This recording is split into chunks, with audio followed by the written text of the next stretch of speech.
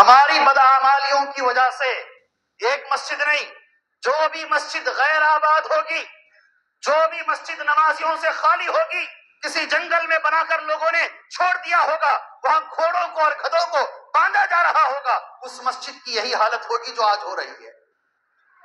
آباد کرو اللہ کے گھروں کو، مسجد بناؤ تو اسے آباد بھی رکھو، چیخ مار مار کے نماز پڑھو، آباد کرو بولنے کی ضرورت پڑتی ہے۔ کتنے سال ہو گئے وہاں نماز پڑھ کر کے، ہم نے جو بھی فوٹو دیکھی ہے کھنڈر کی شکل میں دیکھی ہے، ہم نے جو بھی دیکھا ہے، کسی کی مجال، اللہ کی قسم اگر وہاں کوئی مدرسہ چلتا، کوئی کالج چلتی، اسلامی کالج، اور 5 وقتہ نماز کی پابندی کی جاتی، کسی کی مجال کوئی اندر گھس کے کوئی بت رکھ دیتا؟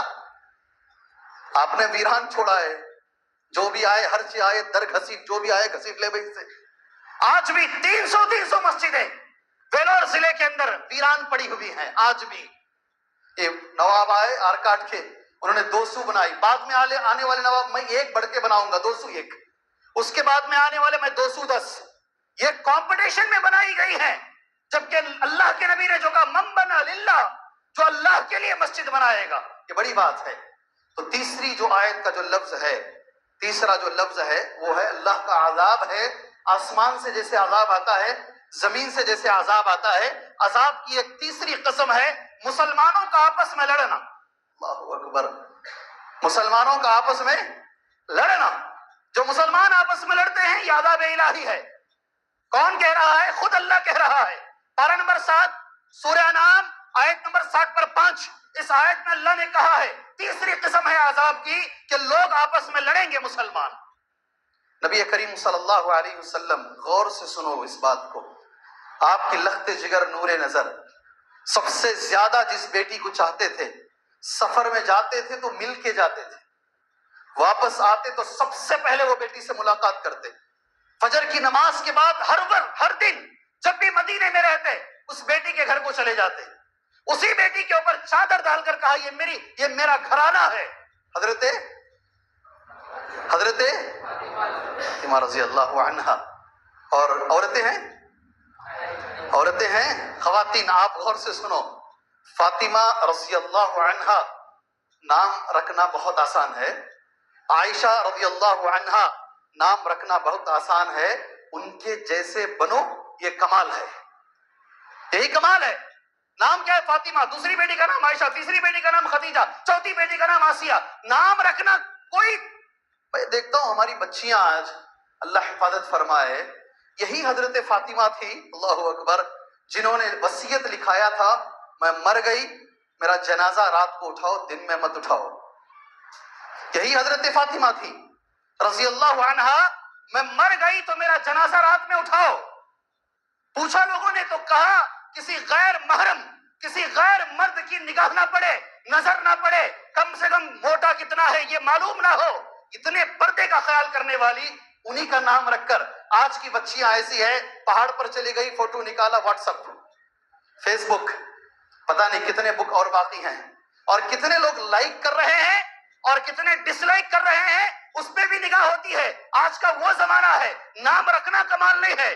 میں چیخ مار مار کے درد سنا رہا ہوں، ان کے جیسا بنو، ایسا بنو گے تو تمہارے پیٹوں سے امام بخاری پیدا ہوں گے انشاءاللہ، تمہارے پیٹوں سے صلاح الدین پیدا ہوں گے، تمہارے پیٹوں سے پھر ایسے لوگ پیدا ہوں گے جو اس قوم کو درد سے باہر نکالیں گے انشاءاللہ تعالی۔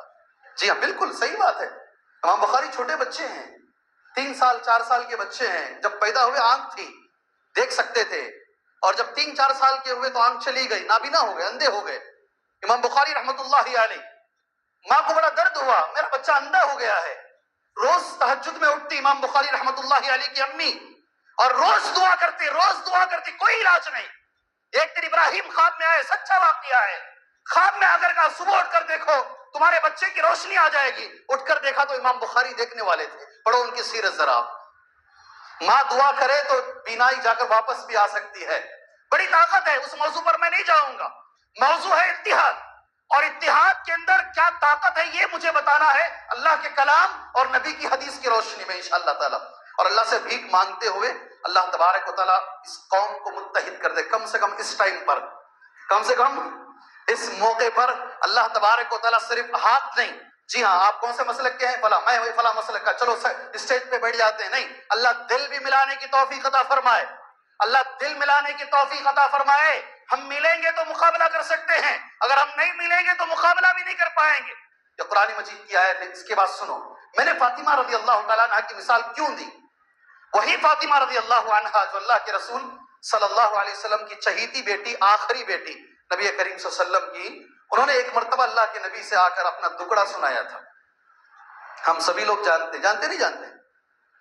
شکایت کی تھی، ابا جان میری ہتھیلیاں دیکھیے، میری ہتھیلیوں کے اندر گھاٹیاں آ گئی ہیں.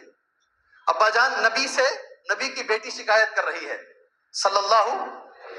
ابا جان میری ہتھیلیاں دیکھیے، گھاٹی آ گئی ہیں، میں چکی پیستی ہوں، میرا بدن کمزور ہے. 26 سال میں انتقال ہو گیا ان کا، 26 سال ہی جیے یہ زندگی.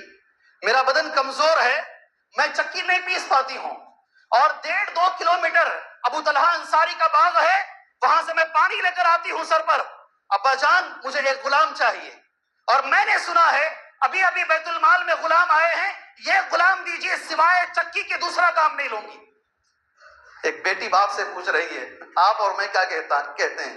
جی ڈرنا کو بیٹے، میں ہوں تیرے واسطے. کیا بولتی؟ ہمیں شادی کر کو پہلے بھیجتے یہی بول کے بھیجتے، انہیں برباد کرتا ہے اس کی بیٹی کی زندگی کو. جی ذرہ کیا کبھی ہوا تو امیڈیٹ فون مار دو، پھر دیکھ کیا کرتا ہوں میں بڑا بھائی. یہ ایک طرف اللہ کے رسول صلی اللہ علیہ وسلم حضرت فاطمہ رضی اللہ تعالیٰ عنہ کو، نہیں بیٹا میں نہیں دے سکتا، میں نہیں دے سکتا. ایک بار دعا کرتے اللہ کے رسول صلی اللہ علیہ وسلم 11 کلومیٹر کا پورا پہاڑ سونے کا ہو جاتا. کئی مرتبہ آپ کو آپشن دیا گیا احد پہاڑ کے بارے میں، آپ کہیں یہ سونے کا بنا دیں گے، آپ نے نہیں کہا، کبھی نہیں کہا. آپ نے یہ کہا ہے میری بچی یہ مال لوگوں کا ہے، یہ عام مسلمانوں کا ہے، تیرے باپ کا نہیں ہے، اس میں سے ایک بھی غلام میں تجھے نہیں دے سکتا. ہاں میں تجھے تسبیح سکھاتا ہوں، سونے سے پہلے پڑھ کر اپنے آپ پہ دم کر لے، پھونک لے، تھکان دور ہو جائے گی. اپنی بیٹی کے لیے کبھی رات میں اٹھ کر نبی کریم صلی اللہ علیہ وسلم نے دعا نہیں کیا کہ اللہ اس کے گھر کی پریشانی دور کر دے، تمہارے لیے میرے لیے. فناجا طویلا، حدیث اب سنیے گا، صحیح مسلم کی حدیث اب سنیے گا. آج بھی وہ مسجد موجود ہے مدینے کے اندر، آج بھی موجود ہے. مسجد کا نام ہے مسجد الاجابہ. کیا نام؟ مسجد آج بھی موجود ہے.